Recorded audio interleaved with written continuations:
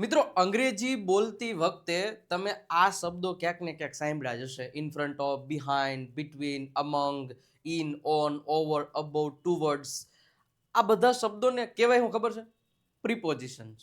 પરંતુ અંગ્રેજી બોલતી વખતે આ શબ્દો સૌથી વધારે વપરાવામાં આવે છે અને વાપરતી વખતે એક ભૂલોય કરી હશે. પણ આજે વન બાય વન એક એક શબ્દને આપણે મસ્ત રીતે સમજતા જઈએ અને મસ્ત રીતે દિમાગમાં ઉતરતા જઈએ કે ભાઈ ઇન ફ્રન્ટ ઓફનો ઉપયોગ છે એ કઈ જગ્યાએ કરવામાં આવે છે અને બિહાઇન્ડનો ઉપયોગ કઈ જગ્યાએ. ઘણા બધા એક્ઝામ્પલ સાથે હું તમને આજના આ લેક્ચરમાં આટલા શબ્દો તમારા મગજમાં બેસાડી દઈશ વિથ એક્ઝામ્પલ અને મસ્ત મજાની ટ્રીક સાથે. ઓકે, તો અંત સુધી બન્યા રહેજો. વિડીયોને લાઈક કરી દો, શેર અને સબસ્ક્રાઇબનું બટન દબાવી દો. આટલું કરી દેજો. હવે શરૂઆત કરીએ. હવે સૌથી પહેલું છે ઇન ફ્રન્ટ ઓફ. પહેલા તો આ બધા શબ્દોના ગુજરાતી શું થાય એ હું તમને કહી દઉં. તો દરેકના શબ્દોના ગુજરાતી પહેલા તમને ખબર હોવી જોઈએ કે ભાઈ આનો ઉપયોગ ક્યાં થાય. તો સૌથી પહેલા ઇન ફ્રન્ટ ઓફ નો મતલબ થાય સામે. ઘણી વાર આપણે કહેતા હોય ખબર, જોજો સમજતા જજો. એકદમ બેઝિક થી એકદમ મસ્ત રીતે એક એક શબ્દને આપણે મગજમાં ઉતારજે. હા હા, અમારા ઘરની સામે જ બસ સ્ટેશન છે. ઘરની સામે.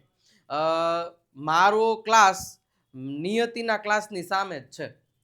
એના પછી એરપોર્ટ છે ને એ એક્ઝેક્ટ રેલવે સ્ટેશનની સામે જ છે. તો જ્યારે કોઈ વસ્તુ કોઈની સામે છે, મારી સામે કેમેરો છે, હું તમારી સામે છું, એ મારી સામે જ હતો, મારા પપ્પા છે ને એ મારા કાકાની સામે જ ઊભા હતા. તો જ્યારે કોઈ વ્યક્તિ, કોઈ વસ્તુ, કોઈ પ્રાણી, કોઈ પશુ, કોઈ પક્ષી જોઈ કોઈ પણ કોઈકની સામે છે, હતો કે હશે એવું દર્શાવવા માટે આ સરસ મજાના એક શબ્દનો ઉપયોગ થાય છે ઇન ફ્રન્ટ ઓફ. એક એક વસ્તુ સમજીએ ભાઈ કાંઈ ક્યાં ઉપયોગ કરવાનો થાય. તો કે પ્રિપોઝિશન છે એટલે જગ્યાની પહેલા જ આવશે. ફોર એક્ઝામ્પલ, મારે એવું કેવું હોય કે હું બગીચાની સામે છું. તો હું એટલે આઈ, હું છું એટલે આઈ એમ. હવે ની સામે છું, I am in front of. શું થશે? In front of the garden. In front of the garden. હું બગીચાની સામે છું. હવે ઘણા લોકો એવું લખે the garden is in front of the me. એવું લખી શકો, કોઈ વાંધો નથી, કારણ કે બે એકબીજાની સામે છે એટલે પેલા ઓલું વાપરો તો હાલે, પેલા વાપરો તો ચાલે. એકબીજાની સામે છે એટલા માટે હું એમ કહું કે તેજસ મારી સામે છે. તેજસ મારી સામે છે તો તમે કહી શકો Tejas is in front of me. મારી સામે. મારી એટલે શું થશે? મી. અચ્છા, મારે એમ કેવું હોય કે મારું ઘર સ્કૂલની સામે છે. મારું ઘર એટલે પેલા તો માય હાઉસ. માય હાઉસ છે એટલે ઇઝ. ક્યાં છે? તો કે ની સામે એટલે in front of my school. મારી સ્કૂલની સામે એમાંય કહી શકો, તો ધ સ્કૂલ એમાંય કહી શકો. તો કાંઈ વધારે આમાં કોઈ વસ્તુ નથી. જ્યારે કોઈ વસ્તુ, વ્યક્તિ કે પ્રાણી જેની સામે છે, હવે જો છે એટલે એમિઝાર, હવે ની સામે એટલે તમારે ઇન ફ્રન્ટ ઓફ મૂકવાનું. બીજી જગ્યાએ જેની સામે હોય એમની આગળ ઇન ફ્રન્ટ ઓફ મૂકવાનું થાય. આ એક બેસિક છે, એ નોલેજ તમારી પાસે હોવું જોઈએ. હવે ગમે એ લખી શકો. મારી સામે બુક છે, a book is in front of me. અથવા તો હું ક્લાસની સામે જ છું, I am in front of the class. હું બેંકની સામે છું, I am in front of the bank. હું મંદિરની સામે છું, I am in front of the temple. અથવા તો હું ઊભો છું, એવું કેવું હોય કે હું અત્યારે મંદિરની સામે જ ઊભો છું. તો ચાલુ વર્તમાન કાળ થયો, કારણ કે તમારી ક્રિયા ત્યારે થઈ રહી છે. તો તમે એમ કહી શકો આઈ એમ સ્ટેન્ડિંગ, એટલે કે હું ઊભો છું. I am standing in front of the temple. In front of the temple. હું ટેમ્પલની સામે જ ઊભો છું. અચ્છા, તે બગીચાને સામે ઊભી છે તો she is standing in front of the garden. ત્યારે શું છે? The garden. જોજો એક એક વસ્તુને સમજજો તો તમને વધારે ખ્યાલ આવશે. તો જ્યારે કોઈ વસ્તુની સામે, હા હું બગીચાની સામે જ હતો, તો હું હતો તો શું થઈ જશે? I was. તો ધ્યાન રાખવાનું છે મિત્રો, જ્યારે તમે કોઈ ટેન્સ પ્રમાણે તમારે સમજવું જોશે. હું હતો. I was in front of the garden. હું ગાર્ડનની સામે જ હતો યાર. અચ્છા, મારા પપ્પા છે ને એ ઓફિસની સામે હશે. અથવા તો ઓફિસની સામે ઊભા હશે તો my father will be standing in front of the office. તો ઇન ફ્રન્ટ ઓફ નો ઉપયોગ ક્યાં કરવાનો? બાકીના જે સેન્ટેન્સ છે તો આપણે જે એઝ યુઝ્યુઅલ બને છે એ જ રીતે, પણ ઇન ફ્રન્ટ ઓફ એટલે કે ની સામે. હવે જો તમે ઇન ફ્રન્ટ ઓફ નથી લગાડતા અને કઈ બીજું તો શું થાય? My house is my school, મારી સ્કૂલ એ મારું ઘર છે, એમ થોડું હોય એમ. તો ઇન ફ્રન્ટ ઓફ એટલે ની સામે. તો આ દરેક પ્રકારના શબ્દો છે ને કોઈક જગ્યા ચોક્કસતા, જગ્યાની ચોક્કસતા દર્શાવે છે કે ભાઈ ની સામે છે, ની પાછળ છે. હવે બીજો આપણે શબ્દ જોઈએ બિહાઇન્ડ. જેમ ઇન ફ્રન્ટ ઓફ જોયું એવી જ રીતે બિહાઇન્ડ એટલે આનું ઓપોઝિટ વર્ડ એટલે કે પાછળ. હવે અહીંયા સમજવા જેવી કેવી વાત છે, જો મેં આ એમ કીધું હતું કે હું બગીચાની સામે છું તો એમ કહી શકું I am in front of the garden. Even હું એ સેન્ટેન્સ એમ બોલું ને, the garden is in front of me, બગીચો મારી સામે જ છે. એક હજી તમને બીજું ઉદાહરણ આપું કે હું રાહુલની સામે છું તો I am in front of the Rahul, in front of Rahul. અથવા તો એમ કહી શકું Rahul is in front of me, મારી સામે રાહુલ છે. બે એક જ વસ્તુ થઈ, પરંતુ આમાં તમે બિહાઇન્ડ છે, બિહાઇન્ડમાં તમે એ રીતે વાપરી ન શકો કે ઓલું આગળ લઈ લો ને આગળ લઈ લો. જોજો સમજજો, એ હું તમને મસ્ત રીતે સમજાવું. હવે મારે એમ કેવું હોય કે મારું ઘર છે ને, આનું ગુજરાતી શું થાય આપણે અત્યારે જોઈએ? ઇન ફ્રન્ટ ઓફ એટલે શું થાય? ની સામે. સમજો, અહીંયાથી ને તમને ખબર પડી જશે કે મારું ઘર છે ને એ મારી સ્કૂલની સામે છે. હવે આનું આ વાક્ય હું આમ બનાવું ને કે my school is in front of my house. તોય ભાઈ કઈ ખોટું ન પડે, બરોબર છે? ખોટું ન પડે, કારણ કે બે એક જ વસ્તુ છે. હવે મારે એવું કેવું હોય કે મારું ઘર છે ને એ સ્કૂલની પાછળ છે. મારું ઘર સ્કૂલની પાછળ છે. હું ગુજરાતી લખું છું કે મારું ઘર સ્કૂલ નિશાળની પાછળ છે. જોજો સમજો, પાછળ છે. હવે અહીંયા પાછળ છે એટલે કોનું? પેલા તો મારું ઘર ક્યાં છે? નિશાળની પાછળ. હવે નિશાળની પાછળ પેલા તો શરૂઆત ક્યાંથી થાય? મારું ઘર એમ લખાય કે મારું ઘર એટલે કે જો હું એનું ગુજરાતી લખું, તમે આ રીતે જો માય હાઉસ. જો સમજવા જેવી એક મસ્ત મજાની વાત છે. આમાં ઉલટું કરો ને તો અર્થનો અનર્થ થઈ જશે. જોજો, માય હાઉસ ઇઝ બિહાઇન્ડ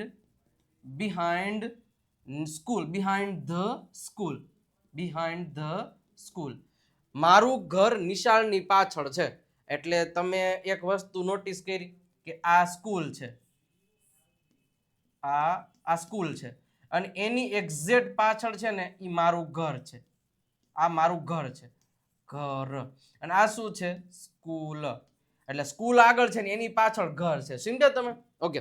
હવે જોજો, my house is behind the school. હવે આનો આ સાચું વાક્ય થયું. માય હાઉસ ઇઝ એટલે કે મારું ઘર છે, બિહાઇન્ડ એટલે પાછળ. કોની? તો કે સ્કૂલની પાછળ. હવે જો આમાં કેમ આપણે ઓલું સ્કૂલ આગળ લીધું તો ચાલે. આમાં હું એવું લખું કે the school is behind my house. તો જોયો, ઉલટું થઈ ગયું બધું કે મારી સ્કૂલ છે ને એ ઘરની પાછળ છે, પણ વાસ્તવમાં સ્કૂલની પાછળ ઘર છે. એટલે બિહાઇન્ડમાં એવું થશે નહીં. ખાસ યાદ રાખજો, બિહાઇન્ડ શબ્દનો ઉપયોગ કરતી વખતે જે પાછળ છે ને ત્યાંથી જ વાક્યની શરૂઆત કરવાની. મારી પાછળ બોર્ડ છે તો હું એમ કહી શકું કે અ ડિજિટલ બોર્ડ ઇઝ બિહાઇન્ડ મી, મારી પાછળ છે. હું એમ કહું મારી પાછળ એક કૂતરો છે, અ ડોગ ઇઝ બિહાઇન્ડ મી. મારી પાછળ મારા પપ્પા છે, માય ફાધર ઇઝ બિહાઇન્ડ મી. તો જ્યાં પાછળ છે ને તો પાછળના શબ્દોથી જ વાક્યની શરૂઆત કરવાની. ક્લિયર? મારા ઘરની પાછળ એક એરપોર્ટ છે તો એરપોર્ટથી વાક્યની શરૂઆત કરવાની, કારણ કે પાછળ છે. An airport is behind my house. મારા ઘરની પાછળ એક કરિયાણાની દુકાન છે, કરિયાણાની દુકાન પાછળ છે એટલે એ આગળથી એનાથી વાક્યની શરૂઆત કરો. અ ગ્રોસરી શોપ એટલે કરિયાણાની દુકાન. Grocery shop is behind my house. અચ્છા, એમ કેવું હોય કે તેઓ મારી પાછળ જ ઊભા છે તો ધે આર સ્ટેન્ડિંગ, કારણ કે તેઓ ઊભા, ધે આર સ્ટેન્ડિંગ બિહાઇન્ડ મી. તેઓ મારા ઘરની પાછળ રહે છે, they live behind my house. Simple. તેઓ મારા ઘરની પાછળ જાય છે. they go behind my house. તો જે કંઈ પણ છે એ ધ્યાન રાખવાનું, બિહાઇન્ડ એટલે પાછળ થશે. ઓકે, ક્લિયર થઈ ગયું. ચલો હવે એના પછીનું સાહેબ બીજી મહત્વની વાત, આપણે બીજા બે શબ્દને એક સાથે હવે સમજવા. જોજો ખાસ સમજજો. હવે આ ક્લિયર થઈ ગયું, આ ક્લિયર થઈ ગયું. હવે આ બંનેને આપણે સાથે સમજીએ, પછી આ ત્રણેયને આપણે આ બેયને આપણે સાથે સમજવું, પછી આ બેયને આપણે સાથે સમજશું, આ ત્રણેયને, અને પછી આ એકલો બહુ મસ્ત મજાનું ટુવર્ડ્સ. ઓકે, પણ જોઈએ સિમ્પલ રીતે છે કે બિટવીન એટલે વચ્ચે થાય, અમંગ એટલે વચ્ચે થાય. તો ઘણા વિદ્યાર્થીઓ ભૂલ શું કરે છે, અંગ્રેજી બોલતી વખતે મોટા ભાગના લોકો વચ્ચે માટે બિટવીન જ બોલી દેશે ગમે ત્યારે. પણ એવું ન હોય. બે સિચ્યુએશન સમજજો કે જ્યારે આ એ બોક્સ છે અને આ બી બોક્સ છે, એની વચ્ચે એક બોલ છે, એની વચ્ચે એક બોલ છે. એક આ સિચ્યુએશન છે, સિચ્યુએશન નંબર 1. હવે સિચ્યુએશન નંબર 2 જોજો કે એક એ બોક્સ, બી, સી, ડી, ઈ, અનહદ લેવલ ને અહીં એક બોલ પડ્યો છે. હવે સમજો બે સિચ્યુએશન. જોજો હું ગુજરાતીમાં કહી શકું ને કે બે બોક્સની વચ્ચે એક બોલ પડ્યો છે, અને અહીંયા આ સિચ્યુએશનમાં હું વાક્ય શું કહે છે કે બોક્સની વચ્ચે એક બોલ પડ્યો. જુઓ અહીંયા બોક્સની વચ્ચે એક બોલ પડ્યો છે, અને અહીંયા જુઓ કે બે બોક્સની વચ્ચે એક બોલ પડ્યો છે. તો ધ્યાન શું રાખવાનું છે, તો એમાં મારે અહીંયા વચ્ચે માટે બિટવીન વાપરવું કે અહીંયા બિટવીન વાપરવું? ક્યાં? એક જ બંને વચ્ચેનો એક સાદો સિમ્પલ નિયમ છે કે જ્યારે કોઈ પણ ક્યાંય વચ્ચે છે, અને આપણે વાક્ય બોલવું છે કે મારું ઘર છે ને એ ગામની વચ્ચે છે, મારું ઘર છે ને એ 4-5 ખોરડાઓની વચ્ચે છે. પછી આપણે એમ કેવું હોય કે નેહલ છે ને એ જો ઓલી બે છોકરીઓની વચ્ચે બેઠીની નિહાલ છે. ઓલી ઓફિસ રહી ને એ અને ડી ની વચ્ચે એ આપણી ઓફિસ છે. અચ્છા, કાર અને ઓલું ટ્રેક્ટર પડ્યું એની વચ્ચે જે બાઇક પડ્યું ને એ મારું છે. હવે વચ્ચે તો મેં ઘણા વાક્ય કીધા, પણ એમાં બધી હું બિટવીન વાપરું ને તો ન ચાલે, અને બધી હું અમંગ વાપરું ને તોય ન ચાલે. ખાસ સમજી લેજો મિત્રો, જ્યારે કોઈ બે વસ્તુની વચ્ચે જ એક્ઝેક્ટ બેની જ વચ્ચે કોઈ ત્રીજી વસ્તુ છે કે વ્યક્તિ છે કે પ્રાણી છે ગમે, પણ બેની જ વચ્ચે કંઈક છે ને એવું વાક્ય બોલવા માટે બિટવીનનો ઉપયોગ થાય, બેની વચ્ચે. અહીંયા શું થશે? આવી સિચ્યુએશનમાં હંમેશા યાદ રાખજો કે બિટવીન શબ્દનો ઉપયોગ કરવામાં આવે છે. પણ જ્યારે 3, મિનિમમ 3, મેક્સિમમ ગમે એટલા હોય, મિનિમમ 3 અથવા તો 3 કરતા વધારે વસ્તુઓની વચ્ચે જ્યારે એક વસ્તુ પડી છે અને એનું વાક્ય તમારે બોલવું છે, તો ત્યારે એવા વાક્યોમાં તમે બિટવીન ન વાપરી શકો, એમાં તમારે અમંગ વાપરવું પડે. ખાસ સમજજો. હવે મારે અહીંયા એમ કેવું છે કે દડો છે ને બે બોક્સની વચ્ચે છે, તો હું એમ કહી શકું અ બોલ ઇઝ, અહીંયા મારે વાપરવું પડે ની વચ્ચે, એટલે બિટવીન કેટલા બોક્સ છે, અથવા તો ખાલી બોક્સીસ લખો, હાલો ને, બોક્સીસ, હાલો આટલું લખ્યું. એટલે જ્યારે હું એવું બોલું ને કે a ball is between boxes, એટલે ત્યારે સામેવાળો સમજી જ જાય, જેને અંગ્રેજી આવડતું હોય નહીં. અહીંયા બોક્સીસ બોલ્યો, પણ અહીંયા હું બિટવીન બોલ્યો છું ને, એટલે દડો છે ને એ બેની જ વચ્ચે હોય. એ કન્ફર્મ છે મિત્રો, એ કન્ફર્મ હોય. અચ્છા, હજી આનું વાક્ય બનાવું. હું એમ કહું કે a ball is among the boxes. અહીંયા ધ બોક્સીસ આવશે કે બિટવીન ધ બોક્સીસ, અને અહીંયા શું આવશે? ધ બોક્સીસ, અથવા ખાલી બોક્સીસ લખો તો પણ ચાલે. Okay, between the boxes. બે વાક્યમાં કાંઈ ફેર નથી. અહીંયા બિટવીન વાપર્યું છે, અહીંયા અમંગ વાપર્યું છે, પણ સામેવાળો જ્યારે અંગ્રેજી બોલતો જે સમજતો હોય ને એ તરત ખ્યાલ આવી જાય કે જ્યારે તમે અમંગ વાપર્યું છે ને, એટલે આ બોલ છે ને એ બેની વચ્ચે ન હોય, 3 અથવા તો ઘણા બધા બોક્સની વચ્ચે હશે. અને જ્યારે મેં બિટવીન વાપરું છું એનો મતલબ એવો કે આ બોલ છે ને એ ફક્ત બેની જ વચ્ચે હોય, એ કન્ફર્મ હોય. તો ધ્યાન રાખવાનું, જ્યારે તમે આવું વચ્ચેવાળું વાક્ય બોલો છો ત્યારે ધ્યાન રાખવાનું. મેં હમણાં કીધું કે ટ્રેક્ટર અને ગાડીની વચ્ચે જે બાઇક પડ્યું ને મારું છે, તો તમે એમ કહી શકો કે અ bike is between a car and tractor. જોયું? સમજો અહીંયા હું કામ મેં બિટવીન વાપર્યું? કારણ કે કાર અને એક ટ્રેક્ટરની વચ્ચે, બેની જ વચ્ચે છે. પણ મેં હમણાં એમ કીધું હતું કે ઓલી છોકરીઓની વચ્ચે બેઠીને ઈ શીતલ છે, તો ત્યારે તમે એમ કહી શકો કે Sheetal is sitting, Sheetal is sitting અમંગ the girls.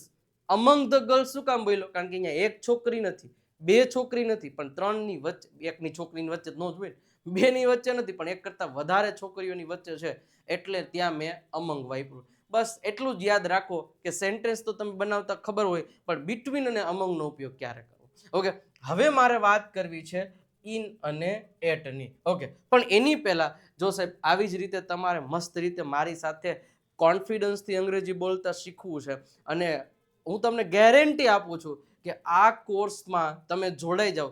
શું કામ આ કોર્સ આ કોર્સ શું કામ ખાસ છે? કારણ કે અહીંયા જે મારા ઓફલાઈન વિદ્યાર્થીઓને ભણાવતો હોય, અને જે ઓફલાઈનમાં નીકળે ને મારાથી, એવું ક્યાંય ના નીકળે. એટલે ઓફલાઈનના વિદ્યાર્થીઓને જે ભણાવતો હોય એ જ લેક્ચર્સ તમને રેકોર્ડેડ ફોર્મમાં મળવાના છે.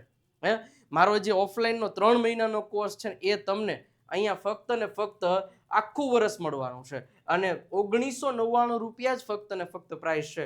વિજય નાટ્ય ગુરુ ઓફ ગુજ્જુ નામની એપ ડાઉનલોડ કરી લો, અથવા તો 97 272 92 ઉપર કોલ કે મેસેજ કરીને પણ તમે આ કોર્સ પરચેસ કરી શકો છો. તો આજે જ લાભ લઈ લો. બેઝિકથી શરૂઆત કરો.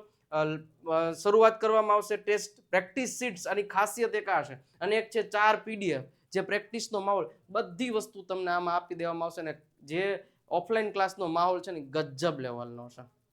અને પ્રેક્ટિસ સાથે જે હું પ્રેક્ટિસ કરું ને તમારે ત્યાં પ્રેક્ટિસ કરો ને એટલે જો ભૂકા નીકળી જશે. ઓકે, તો જોઈ લેજો, નંબર છે, કોલ કરી દો, અથવા તો આ તમે આપ્યું જ છે એની ઉપર તમે ઇન્ફોર્મેશન લઈ શકો છો. ઓકે, હવે આપણે વાત કરવી છે ઇન અને એટની. હવે આ જે છે ને એ સ્થળ માટે વપરાય અને સમય માટે વપરાય છે, બટ આપણે સ્થળ માટેની વાત કરીએ છીએ એટલે આપણે અહીંયા સ્થળ માટેની જ વાત કરીશું. ઇન એટલે થાય માં. જ્યારે પણ હું એમ કહું કે હું બગીચામાં છું, હું બગીચામાં છું, અને મારું બીજું વાક્ય છે કે હું બગીચે છું, હું બગીચે છું. તમારે કેવું સેન્ટેન્સ બોલવું એ તમારી ઉપર છે. હવે જો હું અહીંયા એમ કહું બગીચામાં, એટલે હું કોઈ સ્થળની અંદર છું. તો જ્યારે કોઈ સ્થળની અંદર હોય ને ત્યારે તમારે ઇનનો ઉપયોગ કરવાનો થાય. તો ફોર એક્ઝામ્પલ, હું બગીચામાં છું, તો I am in the garden. શું થશે? In the garden. ઓકે, પરંતુ હું જો કોઈ સ્થળે છું, અહીંયા જો મેં એમ કીધું કે હું બગીચે છું, બગીચામાં છું ને હું બગીચે છું, હું રાજકોટ છું, હું ગોંડલ છું, હું અત્યારે મુંબઈ છું, હું સુરત છું, અથવા હું કોઈ સ્થળે છું, હોસ્પિટલે છું, તો ત્યારે તમારે ઇન નહીં, ત્યારે તમારે એમ કહેવાનું I am at the garden. At the garden, હું બગીચે છું. સમજી ગયા? તો અહીંયા ઇન વાપર્યું કારણ કે તમે કોઈ સ્થળની અંદર છો એવું કહેવા માંગો છો, અને જ્યારે તમે કોઈ સ્થળમાં છો ત્યારે એટ. હું ઘરે છું, આઈ એમ એટ હાઉસ. હું ઘરમાં છું, I am in house. Okay, હું હોસ્પિટલે છું, તો I am at the hospital, અને હું હોસ્પિટલમાં છું, તો I am in the hospital. Clear થયું? તો આ વસ્તુ ધ્યાનમાં રાખો. હું સુરતમાં છું, આઈ એમ ઇન સુરત, અને હું સુરત જ છું, આવતો રહે, હું સુરત છું, આઈ એમ એટ સુરત, અને હું સુરતમાં છું, તો I am in Surat. Clear? બસ આટલી વસ્તુ તમને ખબર હોવી જોઈએ એટલે જીવનમાં કોઈ દિવસ તકલીફ પડે નહીં. મજા આવતી હોય લાઈકનું બટન દબાવતા રહેજો સાહેબ, અને શેર કરવાનું ભૂલતા નહીં, સબસ્ક્રાઈબનું ખાસ દબાવી દેજો. ઓકે, ચાલો હવે એના પછી બીજું આપણે આ 3 ને જોઈએ. ઓન, અવર અને અબવ. મોટા ભાગના લોકોને ખબર હશે, પણ હજી ક્યાંક ને ક્યાંક આપણે મિસ્ટેક કરીએ છીએ. ઉપર શબ્દ માટે ઓલવેઝ ઓન, ઓવર ને અબવ ત્રણેયનો અલગ અલગ જગ્યાએ ઉપયોગ થાય છે. હવે હું તમને એ વસ્તુ અહીંયા મસ્ત રીતે એક્સપ્લેન કરીને સમજાવી દઉં તો તમને ખ્યાલ આવી જશે. માની લ્યો કે આ એક સરસ મજાનું બોક્સ છે. હવે બોક્સથી ઉપર એક સરસ મજાનો બોલ છે. ઓકે, પછી માની લ્યો કે આ બીજું બોક્સ છે. હવે અહીંયાથી સરસ મજાની રીતે એક બોલ લટકાવેલો છે એની ઉપર છે, અને એક ત્રીજું બોક્સ છે સરસ મજાની રીતે, અને અહીંયા એક વ્યક્તિ છે. એ વ્યક્તિએ સરસ મજાના એના હાથથી એક બોલ ઘા કરે છે. બોલ અહીંયા પહોંચ્યો, અને અહીંયા બીજો વ્યક્તિ છે એને આ બોલ છે એ અહીંયા પકડી લીધો હાથમાં. ઓકે, તો આવી રીતના બોલ જાય છે. 3 સિચ્યુએશનને સમજો એટલે તમને ખ્યાલ આવી જશે. પહેલા આપણે ઓન એટલે ઊભો. જ્યારે કોઈ સ્થળ હોય મતલબ કે કોઈ વસ્તુ હોય ને એની ઉપર કોઈ વસ્તુ જો અડીને પડી હોય ને ટચ કરીને, આ તો એક બોલનું ઉદાહરણ આપું, ગમે એ હોય, તો ત્યારે હંમેશા એમાં ઓનનો ઉપયોગ કરવાનો થાય. હું અહીંયા સ્ટેજ ઉપર ઊભો છું એટલે મારું સ્ટેજનું મારું અડેલું છે, મારા પગ સ્ટેજને અડેલા છે, તો હું તમને એમ કહી શકું હું સ્ટેજ ઉપર છું, તો ત્યારે મારે એમ કહેવું પડે I am on the stage, on the stage, હું સ્ટેજ ઉપર છું. ઓકે, હવે મારી ઉપર લાઇટ્સ છે, હવે લાઇટુ મને અડેલી નથી પણ ઉપર છે પણ સ્થિર છે, તો સમજજો મિત્રો અહીંયા મેં શું કીધું કે જ્યારે કોઈ વસ્તુની ઉપર બીજી વસ્તુ ટચ કરીને અડેલી છે ત્યારે ઓનનો ઉપયોગ થાય. આનું વાક્ય કહી શકું, a ball is on the box, a ball is on the box, a ball is on the box, આમ જ બોલવું પડે કારણ કે બોક્સની ઉપર બોલ અડેલો છે એટલા માટે. રેડી? હવે મારે આનું સેન્ટેન્સ બોલવું છે કે બોલ છે ને એ બોક્સની ઉપર છે ને એ મારો બોલ છે. તો હવે જો બોલ છે ને એકદમ બાંધેલો છે, સ્થિર છે, આમ હલતો નથી પણ બાંધેલો છે. હવે તમે એક વસ્તુ નોટિસ કરજો કે બોક્સની ઉપર છે પણ અડેલું નથી, બે વચ્ચે થોડુંક અંતર છે, ડિફરન્સ છે, થોડોક મતલબ જગ્યા છે, તો ત્યારે મારે વાપરવું પડે ઓવર નહીં, સોરી અભવ. શું વાપરવું પડે? અભવ. ઓકે, જ્યારે કોઈ વસ્તુની ઉપર બીજી વસ્તુ અડીન છે તો ઓન, જ્યારે કોઈ વસ્તુની ઉપર બીજી વસ્તુ સ્થિરમાં અડેલી નથી તો અબવ. તો તમે અહીંયા એમ કહી શકો a ball is above the box, above the box, ત્યારે શું કહી શકો? Above the box. આ રીતના તમે કહી શકો. અને આ સિચ્યુએશનમાં મતલબ આ તો બે સ્થિરની વસ્તુની વાત થઈ ગઈ છે, જ્યારે આ છે ને એ ગતિ એટલે કે એક ઉપરથી બીજી વસ્તુ ગઈ, પસાર થઈ હોય ઉપરથી, ત્યારે મારે ઓવર શબ્દનો ઉપયોગ કરવામાં આવે છે. તો જો આપણે એમ કેવું હોય કે રાહુલે દડો બોક્સની ઉપરથી ફેંક્યો, રાહુલે દડો બોક્સની ઉપરથી ફેંક્યો, તો રાહુલ હવે ફેંક્યો એટલે થાય થ્રુ ધ બોલ કેની ઉપરથી? બોક્સ ઉપરથી. તો બોક્સ તો લખી નાખી પણ ઉપર એટલે આપણના મગજમાં શું આવે? On the box. એટલે ઓન ક્યારે વાપરી શકો? જ્યારે બોક્સની ઉપર બીજી એક વસ્તુ, બોક્સ આની ઉપર પડ્યો હોય ને બોલ ટચ કરીને એમ નામ સ્થિરમાં, તો જ તમે ઓન કહી શકો. અહીંયા તમારું ખોટું પડે. હવે તમે અહીંયા અબવ લખો તો અબવ મતલબ કે બોક્સની ઉપર લટકેલો હોય બોલ અડ્યા વગરનો, તો જ અબવ. પણ જ્યારે એક બાજુથી બીજી બાજુ ઉપરથી પસાર થયું હોય, થવાનું હોય, થશે કે થાય છે, તો ત્યારે ઓવર શબ્દનો ઉપયોગ કરવો પડે. તો Rahul threw the ball over the box, over a box, એ રીતે તમે વાક્ય બોલી શકો. તો આ ત્રણેયમાં એટલો તફાવત છે, એકની ઉપર બીજું અડીન હોય, એકની ઉપર બીજું અડ્યા વગરનું સ્થિર હોય, આ બે સ્થિર માટે, અને આ ગતિ માટે જ ઓવરનો ઉપયોગ થાય છે. ક્લિયર થયું? અને એક છે ટુ વર્ડ્સ. હવે ટુ વર્ડ્સનો ઉપયોગ ક્યારે થાય ખબર છે? ટુ વર્ડ્સનો ઉપયોગ એક મસ્ત રીતે તમને કહાની સાથે સમજાવો. માની લો કે તમે ગીરના જંગલમાં ગયા છો હાવજ જોવા.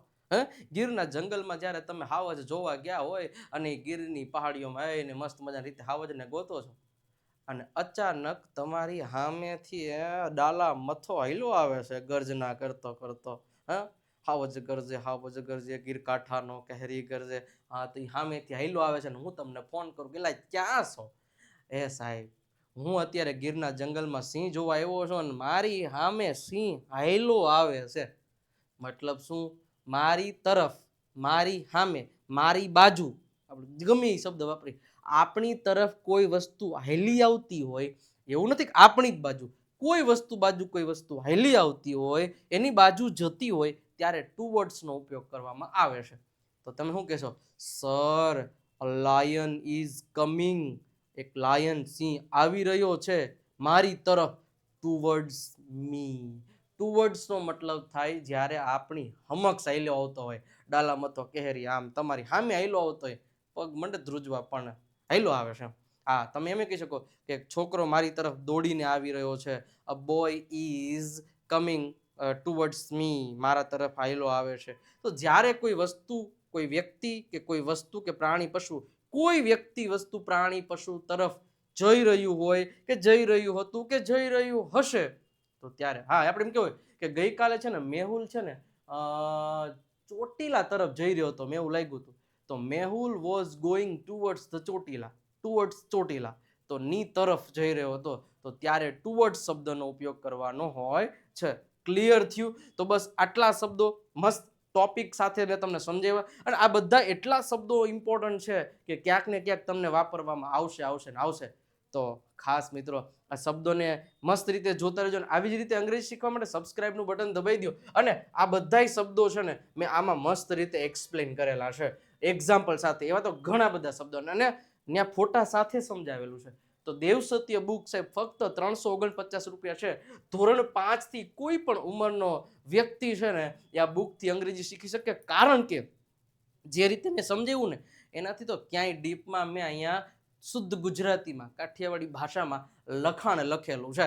જો 35 થી વધારે ટોપિક્સ, એમાં પ્રિપોઝિશનનો ટોપિક બધું આપેલું છે, સ્પેલિંગના નિયમો, 3000 થી વધારે શબ્દો બધું આપેલું છે.